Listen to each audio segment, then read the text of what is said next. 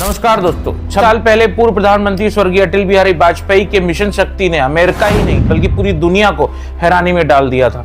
11 मई का ही वो दिन था कि अटल सरकार ने पोखरण में परमाणु परीक्षण किया और भारत एक परमाणु शक्ति संपन्न राष्ट्र बन गया। परमाणु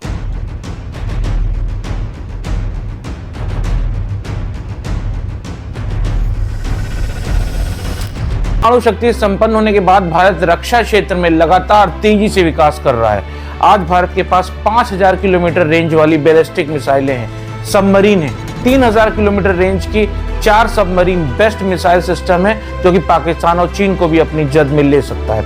1962 में चीन के साथ हुए युद्ध के बाद भारत को अपनी रक्षा शक्ति बढ़ाने की जरूरत महसूस होने लगी थी। वहीं चीन और पाकिस्तान मिलकर परमाणु हथियार बनाने के प्रयास में लगे थे। ऐसे में चीन और पाकिस्तान की चुनौती के बीच भारत के लिए परमाणु शक्ति संपन्न होना बहुत जरूरी हो गया था। भारत ने पहला परमाणु परीक्षण 1974 में किया था। हालांकि इसने दुनिया को यह बताया कि भारत परमाणु हथियार संपन्न हो सकता है। अटल कलाम की जोड़ी ने दुनिया को चौंकाया। उस वक्त रक्षा अनुसंधान और विकास संस्थान के प्रमुख पूर्व राष्ट्रपति एपीजे अब्दुल कलाम थे। अटल बिहारी वाजपेयी और कलाम दोनों ने मिलकर परमाणु परीक्षण का प्लान तैयार किया था। मुख्य चुनौती अमेरिका की खुफिया एजेंसी थी। पहले भी जब परमाणु परीक्षण की कोशिश की गई तो अमेरिका ने टांग अड़ाई। ऐसे में सारा प्लान इस तरह से करना था कि अमेरिकी खुफिया एजेंसियों को भनक ही ना पड़े। CIA भारत पर नजर ही रखे था। उसने भारत पर नजर रखने के लिए सैटेलाइट तक लगा दिए थे। दरअसल अमेरिका नहीं चाहता था कि भारत भी परमाणु शक्ति संपन्न हो। 1995 में जब भारत ने परीक्षण का प्रयास किया तो अमेरिकी खुफिया एजेंसियों ने प्लान बर्बाद कर दिया। इसलिए 1998 में इस मिशन शक्ति को गुप्त रखा गया। वैज्ञानिक भी फौज के कपड़े पहनकर परीक्षण करने पहुंचे। कई महीने पहले से ही पोखरण में CIA को कंफ्यूज करना शुरू कर दिया था। वे अंदाजा ही नहीं लगा पा रहे थे कि भारत में आखिर क्या हो रहा है। पोखरण को परमाणु परीक्षण के लिए इसलिए चुना गया क्योंकि यहाँ से आबादी काफी दूर थी। रेगिस्तान में बड़े बड़े कुएं खोद दिए गए थे और इनमें 3 बम रखे गए थे। इसके बाद ऊपर से बालू के पहाड़ बना दिए गए। अमेरिकी सैटेलाइट को चकमा देने के लिए रात में ही ट्रकों में सारा सामान पहुंचा दिया गया था। परीक्षण वाले दिन तेज हवाएं चल रही थी। ऐसे में शाम को 3:45 पर पहला धमाका किया गया। इस धमाके ने जमीन के नीचे सूर्य के बराबर तापमान पैदा कर दिया। चट्टानें भाप बनकर उड़ गईं। इसके बाद तुरंत रेडियो एक्टिविटी को रोक दिया गया। आसपास भूकंप के झटके महसूस हुए। भारत के परमाणु शक्ति संपन्न होने की खबर अमेरिका को लग गई। वह भी हैरान रह गया कि आखिर ये कैसे हो गया। इसके बाद अमेरिका ने भारत पर प्रतिबंध भी लगाया, लेकिन हमारे प्रधानमंत्री अटल बिहारी वाजपेयी उस प्रतिबंध के आगे बिल्कुल नहीं रुके। परीक्षण की भी आलोचना की गई। पूछा गया देश के सामने कौन सा खतरा था। मैं 1974 में सदन में था जब श्रीमती इंदिरा गांधी के नेतृत्व में परमाणु परीक्षण किया गया था। हमने उसका स्वागत किया था। प्रतिपक्ष में थे फिर भी स्वागत किया था क्योंकि देश की रक्षा के लिए वो किया गया था। पोखरण 2 कोई आत्मश्लाघा के लिए नहीं था। आर्थिक प्रतिबंध हमें आगे बढ़ने से नहीं रोक सके। रक्षा संबंधी फैसले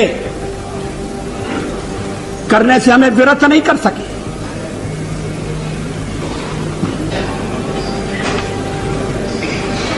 लेकिन परीक्षण के साथ हमने यह भी ऐलान किया कि हम परमाणु हथियारों का प्रयोग करने में पहल नहीं करेंगे। No first use. हमने यह भी कहा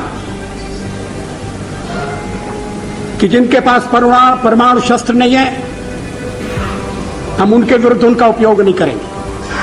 अध्यक्ष महोदय, 13 महीने के अपने कार्यकाल में कभी हमने अंतर्राष्ट्रीय दबाव में आकर कोई फैसला नहीं किया, न हम आगे करेंगे। ऐसे थे अटल बिहारी वाजपेयी जिन्होंने अमेरिका की आंख में आंख डालकर उसे अपनी औकात याद दिला दी।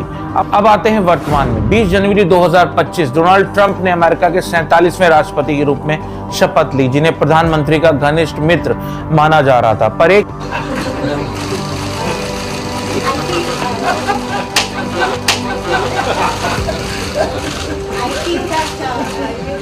के बाद एक फैसले जो ट्रंप सरकार ने लिए भारत के लिए ज्यादा सम्मानजनक नहीं कहे जा सकते।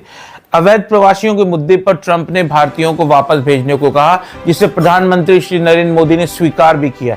लेकिन इन प्रवासियों को जिस तरह से भेजा गया वो सम्मानजनक बिल्कुल भी नहीं था। उनके हाथों में हथकड़ियां लगाकर लाया गया था। जहां कोलंबिया ने अमेरिका को आंखें दिखाई, भारत कुछ नहीं बोल सका। क्यों?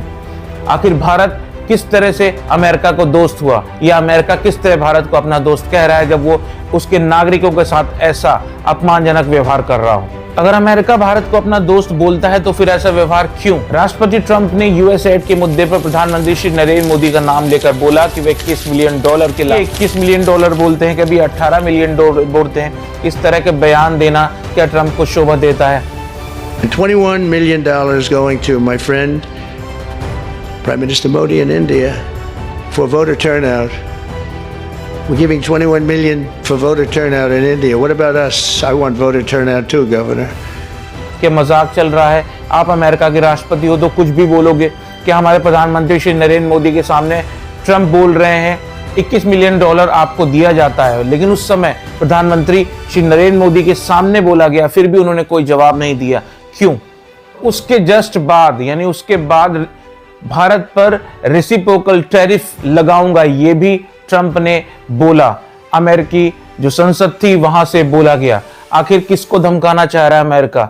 क्या कोशिश कर रहा है? हम क्यों चुप हैं? एक तरफ जहां अमेरिका रेसिप्रोकल टैरिफ की बात कर रहा है, हमने ट्रंप के नजदीकी एलन मस्क की टेस्ला कार को भारत में आने से पहले ही 110% का आयात शुल्क जहां लगता था उसको घटाकर 15% कर दिया। आखिर क्यों? जब अमेरिका हमारे ऊपर टैक्स की बात बढ़ाने की कर रहा है तो हम क्यों उसको एंटरटेन करने की बात कर रहे हैं? ये एक बड़ा सवाल है।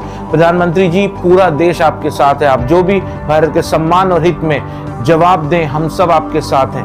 प्रधानमंत्री जी, पूरा देश आपके साथ है। आप जो भी भारत के सम्मान और हित में जवाब देंगे, हम सब आपके साथ हैं। देश के स्वाभिमान से किसी भी तरह का समझौता करने की कोई जरूरत नहीं, क्योंकि आपका सम्मान और भारत का सम्मान सर्वोपरि है और कोई भी हमें ऐसी धमकी या आंखें नहीं दिखा सकता। पूरे देश की जनता आपके साथ है। मजबूती से अपनी हर बात को विश्व मंच पर रखें, यही कामना हम सभी देशवासी आपसे करते हैं। तो दोस्तों, ये आज का वीडियो, आशा करता हूँ आज का वीडियो आपको पसंद आया होगा। अगर पसंद आया हो तो लाइक कीजिएगा और उसे ज्यादा से ज्यादा शेयर कर दीजिए। अमेरिका के रेसिप्रोकल टैरिफ के बाद कनाडा, चाइना ने पलटवार करके उसे भी टैरिफ लगाने की धमकी दे दी है। वहीं भारत आखिर चुप क्यों है? हम क्यों दब रहे हैं? हमें भी अपने देश के सम्मान का ध्यान रखना चाहिए और अपनी बात को विश्व मंच पर मजबूती से रखा जाना चाहिए। तो दोस्तों, ये था आज का वीडियो। मिलते हैं नए वीडियो में, तब तक के लिए अपना ध्यान रखिए। जय भारत, नमस्कार।